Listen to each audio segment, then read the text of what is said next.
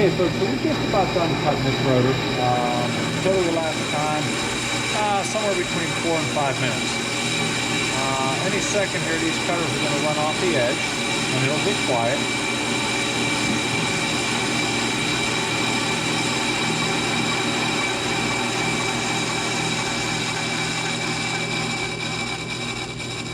And then at this point, you'll be able to hear me again.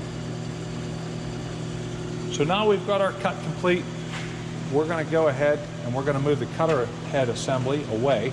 So we're going to start by putting it in neutral, right? Right now, all the way against the wall is low speed. The middle is neutral, and that's high speed. So we're going to put it in neutral, and by hand, we're going to crank this to get the cutters away from the rotor. And we're going to take a wire brush, and we're going to clean the rotor to get all the loose shavings and stuff off. Okay? Nothing too crazy. Just kind of brush them real good. Both sides have to be clean.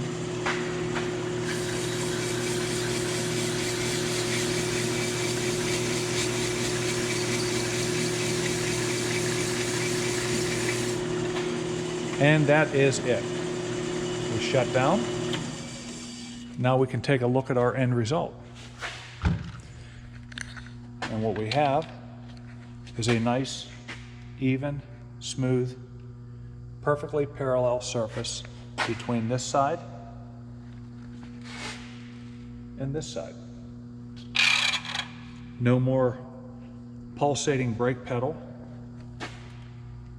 and no more rust on the rotor. So now we can go ahead and break it down. We'll start by taking the spring off, which, remember what the spring does. That spring cuts down on the noise. Next thing we're going to do, again, our cutters are back far enough away, we can go ahead and take the rotor off. Now, is this a right-hand thread or a left-hand thread? Who remembers? It's a left-hand thread, so we're going to loosen in the direction we would normally tighten. Doesn't take much either, just a little pop like that,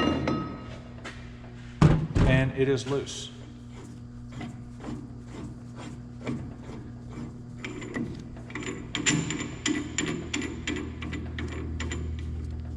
Take the nut off, take the collar and the cone. We're going to put these back in the drawer right down here because we're done.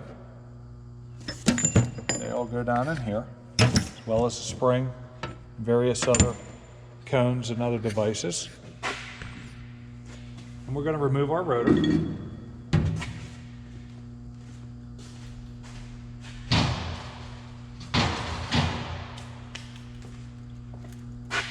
Now, once we take this off, we want to take it over to the bench. And one last time,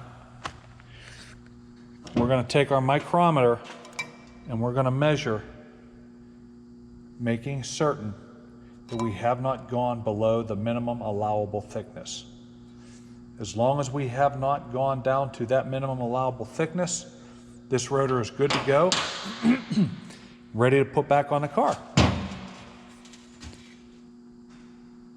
Don't forget, when we're done, we're going to clean up our machine, all our little metal shavings, sweep them right down into that trough, clean it up and leave it in good shape for the next person. Practice a little good house cleaning. Yeah, a little bit of good housekeeping. You have to clean up for yourselves here. You don't have mom and dad at home here, you know, to clean up after you. So a little bit of cleanup, and I will check for that. So make sure you follow through. And that, folks, about does it for basic rotor cutting.